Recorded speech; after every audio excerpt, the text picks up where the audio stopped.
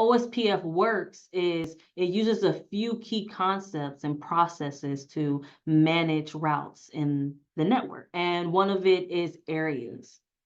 So OSPF networks are divided into areas to keep routing tables manageable and reduce the amount of information each router needs to handle or process. So we have area 0, which is like the backbone area.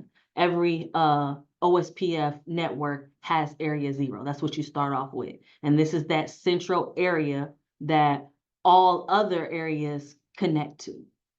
And routers within the same area, they share link state information and maintain this synchronized view of the network. Okay. Another thing is LSAs, link state advertisements. Now, these OSPF routers, they exchange information through LSAs, link state advertisements. And these advertisements contain details about the network topology. So each router creates like this, their own LSA. It contains all the information about these links, directly connected, learned, all this good stuff, which they know about their neighbors. And then they go ahead and tell everyone that they're connected to in that area. This algorithm is, I think it's pronounced DISCRA. This algorithm is basically just calculating the shortest path from the router to each destination. And it's based on link cost when it comes to LSA. So each router builds this shortest path type of tree to determine the best path for routing your data, okay? Key terms that you really need to understand is router ID, which is a unique identifier to each OSPF router. And this is often based on the highest IP address of all the active interfaces. So it basically just helps OSPF identify each router on the network. So each router that participates in this routing protocol has a router ID. And then another term is cost. So each OSPF link has a cost value, typically based on bandwidth. So lower cost links are obviously preferred to pass traffic through. So for example, faster links like gigabit Ethernet have a lower cost than slower ones, such as Ethernet or serial links. Another is neighbors and adjacencies. So neighbors are routers within the same network segment that run in OSPF. So they establish a relationship by exchanging hello packets. Then we have adjacency.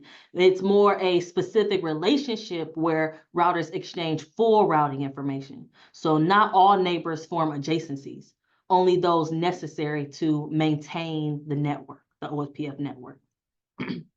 Another term is hello packets. So routers that participate in OSPF, they send hello packets at regular intervals to discover and maintain neighbors. And the hello packets include information like router ID, area ID, and some other stuff. And lastly, LSDB, which is link state database. So each router that participates in the OSPF maintains this LSDB that contains information about the network topology, you know? So the LSDBs, they must be identical within the same area just to ensure accurate routing. OSPF have several packet types, each serving a specific purpose in maintaining network topology. So these packet types are hello packet, the database description, link state request, LSR, link state update, LSU, and link state acknowledgement, LSAC, right? So just know that OSPF has multiple different packet types as such. And we talked about areas. We talked about OSPF area having the backbone area, that area 0. And then we have non-backbone areas, which is everything outside of 0. We talked about earlier the ABRs, which is the area border routers. These are the routers that connect one or more non-backbone areas to area 0, okay? And then the ASBRs, which is autonomous system boundary routers. These routers connect an OSPF network to another type of network, an external network, a network that's not OSPF, okay? Running a whole nother protocol, like maybe EIGRP, okay? So those are the areas that you want to keep in mind: backbone, non-backbone, ABRs, and ASBRs, okay? So let's kind of go in a little bit with OSPF and its configurations and how to, set it up and configure it. Things I do want to mention as we go through this process is some basic commands would be to enable the OSPF process. What would be this router OSPF 1? That's the start of the route. That's the start of the OSPF process on the router. And the 1 is the ID, and it's arbitrary. You can use any number, but we're going to say 1 because we're starting off. Okay. And then you would next advertise networks in OSPF. So you would tell the router to say, hey, these are the networks that should participate in this OSPF protocol. And it would be, network 192, 168.1.0 gives you that subnet mask, which is a wild card. And we'll talk more about that as we start going in, which would be an introverted subnet mask. So 0.0.0.255. And then the area, what area is it? We always have to start off with the backbone area. So area 0. And then there you go. You have set up OSPF and you can now do some show commands. And you would do this on each router that you want to participate in this routing protocol. All right. Now let's get started. So we want to use our lab setup and our IP addressing plan as such. So let's go ahead and set up our lab here. So we're going to go ahead and get some router. Here we have 1, 2, 3. Okay. And then let's name it router 1, just so I don't get confused. Router 2.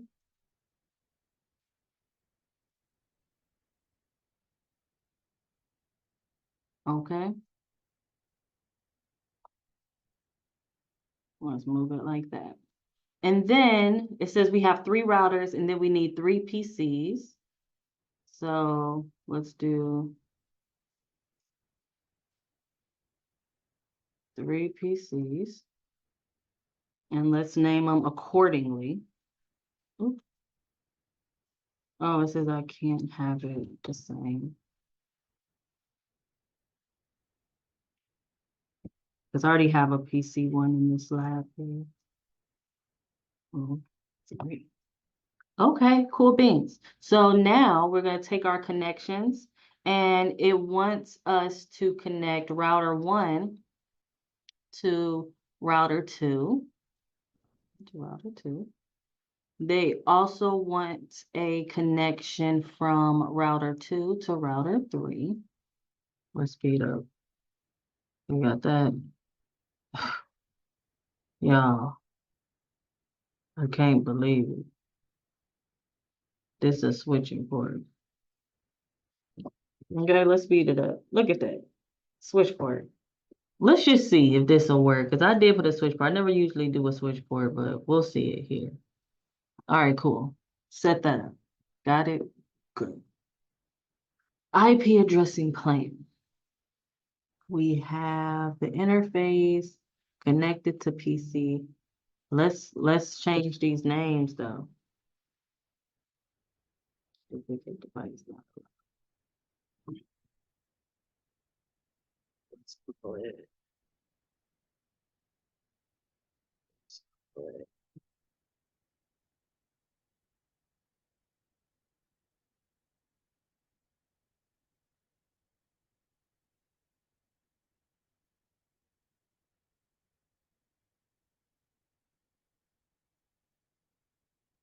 Name these bad boys. Okay, cool. Let's do that. So then the LAN interface connected to, okay, so we're gonna add a note. How do I add notes here? Or add some text. Oops. Right here. So that's that. Connect to PC1. And then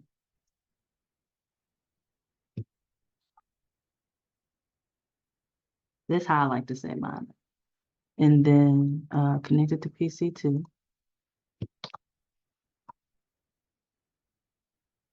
And then connect it to PC3. Okay. And then the WAN interface here. And then interface to PC1 right here. And this goes here. And this is the WAN interface to here. Boom. Now I set that lab up. That took more longer than what it should, but at least we know how we set this up. Okay. This is our thing.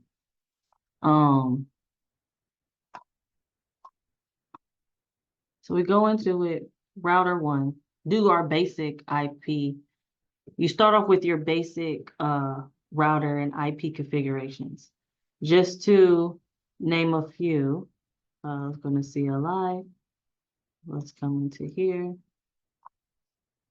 No, enable, config terminal, host name, router,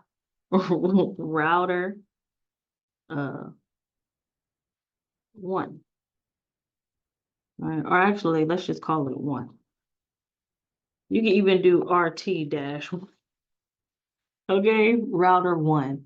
And then do the same thing on each, right? So you'll go into router 2, do some hardening, no, enable, NFT, host name, RT2. Okay. Also remember to do no IP domain lookup. Okay. Some other configs as well, but you set it up, you practice on what you need.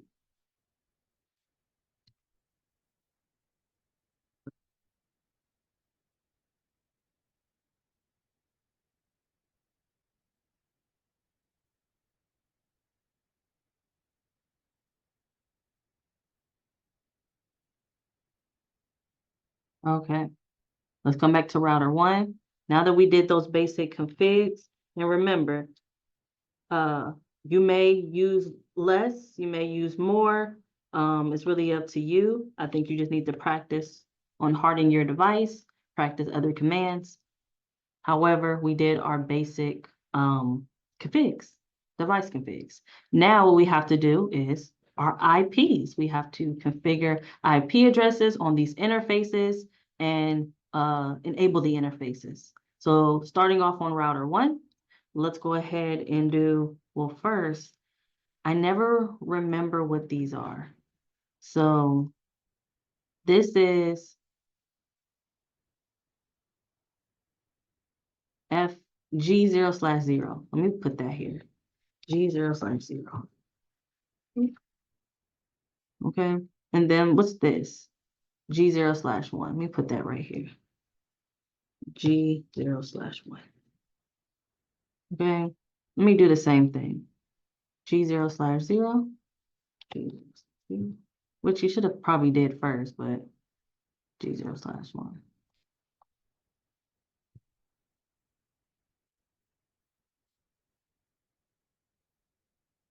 And what's this? Same. What's this?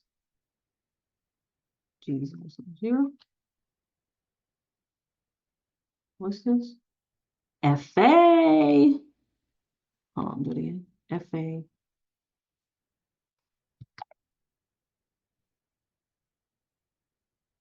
One / 0, is that correct? Yes. Okay. Okay, so now what we have to do is configure this interface, both the LAN interface, the interface that connects to the PC, and the interface that's connecting to the other router. So now that we're already in the configuration terminal, what we have to do is go into our interface, G0/0, and put in interface G0/0, and put in our address, IP address that's shown, that's given, okay? Don't start making up crazy stuff. 255, don't forget the subnet mask, okay? And then we're gonna do a no shut down. All right, now let's exit out of this interface. Let's go into the other interface, which is connected to the router. So G0/0, that interface, let's add an IP address, which is 10.0.0.1. Don't forget to add the subnet mask, 255.255.252. Enter and say no shutdown. It didn't bring it back up because the other side needs to do the no shut to make it come together. But we did it. We did our LAN and our WAN interfaces. Exit. Do the same thing to router 2. Okay. So on router 2, let me make sure I can see what these IPs are. Okay, so now that we have configured our router 1 with our LAN interface and our WAN interface, we configured router 2 with our WAN interface connected to router 1, but we have to do our WAN interface connected to router 3. So let's go into our interface and let's do interface G0/1. Is that correct? IP address. I should spell better. 10.0.1.1, 255.255.255.252. All right, and make sure that is a no shut. Okay, so we did all that. Let's exit. Now let's go to our last router, router 3. Okay, I gotta push this down so I can see. Okay, guys. All right, router 3 enabled, NFT. And now let's do interface G0/1. Let's do no shut. Boom, we're good to go. Let's do IP address 10.0.1.2, 10.0.1.2, 255.255.255.252. And we already did the no shut, so we're good. Now let's try to do it for the interface 0/0. IP address 192.168. 0? No, 3.1. Right? Ain't that what our address is? Let me look back at our thing. Oh, yes, it's looking over here. We have our IP 3.1 and then subnet 255.255.255. All right, and a no shut for that baby as well. Cool beans. Oh, no, we don't want to go back. So we have everything, all our interfaces configured. It's all green. We're up and up. So the next step is to enable OSPF on each router. So on router 1, we're in here. Let me push it down so I can see my IPs.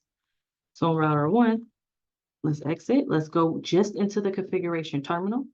And now we have to start off with, what's our first command? Router router what? Router OSPF.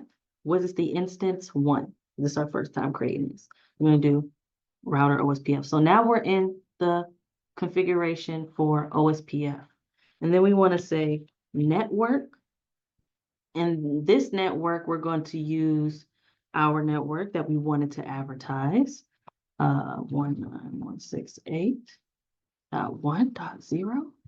A wildcard, a wildcard mask. So it's just an introverted. So it's 0.0.0.255, and then area 0. And then the next one we'll do is the next network, which is our LAN network. I mean, our other WAN network, 0.0, introverted again, which will be 0.0.0.3, and then our area 0. We have to do that same thing to the other 2 routers, okay? Let's exit. Now, what we can do is we can check OSPF, okay? We can run a command to say, let's exit out of here. Let's do show IP OSPF, and it gives us some information about OSPF1 with ID. This is the ID. This is our network. You can see some LSAs.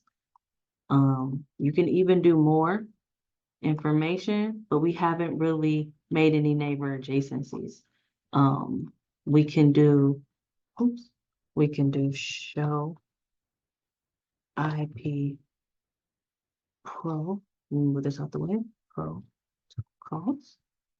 And you can see, kind of gives you the same information, but a little narrow it down with, yes, the protocol is OSPF1, which we created, our router ID, and then maximum number of paths. We have our routing networks in our area, our distance, 110, as you can see here, information. But let's keep going. Let's do our router 2 and router 3. Okay, so we configured OSPF on all 3 of our routers. And as you was doing that, you possibly saw some messages, some logs here coming through, showing you, giving you notification that OSPF has made an adjacency, right, to a neighbor. And you can start to see those messages and make out. Now, our commands we were using, remember, it's router OSPF1, which starts the OSPF process. And then we have our network command, followed by our network address that we know about, our wildcard subnet mask, and then the area number, then number, okay? We talked about that in the blog, in the article, that PDF. Make sure you read it so you don't get too confused with the lab, okay? Now, up here in this router, we can start here. We can say exit, and let's do some show commands. Let's do show IP OSPF neighbor. As you can see, there's a neighbor 10, what is this, router 3? 10.1.1, and that's this right here. Let me push this down. So you see this neighbor ID is 10.0.1.1. Who is that? It's router 2. It's 10.0.1.1. All right. We can even come here. Let's put this down so we can see. And we can say show IP OSPF neighbor. And router 2 has 2 neighbors. As you can see, 192.168.1.1, and as well as 192.168.3.1. Okay. Let's look at router show IP OSPF neighbor. And router 1 has this neighbor 10.1.1.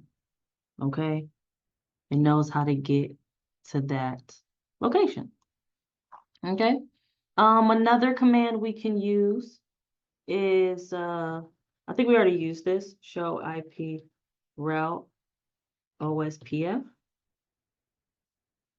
All right, these are the routes on the routing table specifically to this protocol, which is OSPF. So on router 1, want to send some traffic, it will have to go out of this for, this network, this 10.0 network, or the, if you want to send it from the 192.168 network. And then there's so many other show commands you can do. I suggest you take this lab and go through the PDF step by step to really understand how it's forming the neighbors, even this sys logging, and some other cool things, the other commands you can do. So yeah. Oh, let's go ahead and test our connection. Let's do that. So first, we have to assign some IP addresses.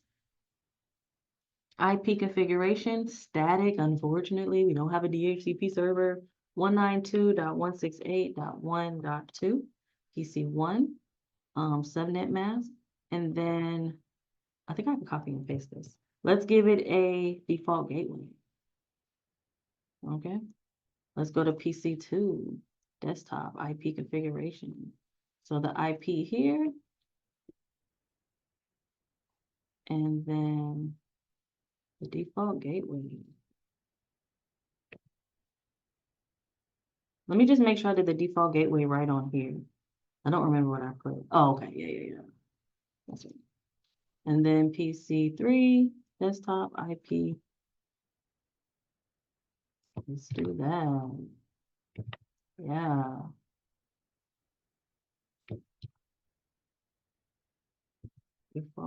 Default gateway, yeah. Boom. Now let's speed up time just a little bit. And then what we want to do is ping.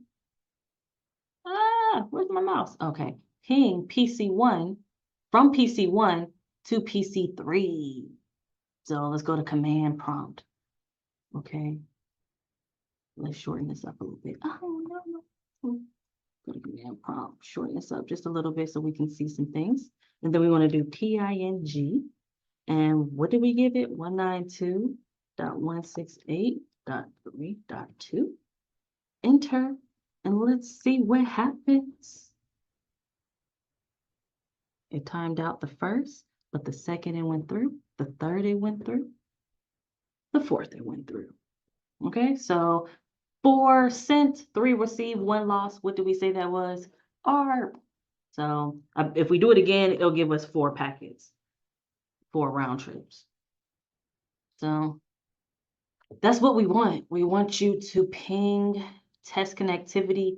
If PC1 was able to talk to PC3, you did your thing. If it didn't, you need to troubleshoot. And it's so great that if it don't work, that you can now focus on troubleshooting, because that's how you get the job, right? That's how you are confident to pass this exam. And that's all we really want, is we want to get into the job. The exam will just help us. So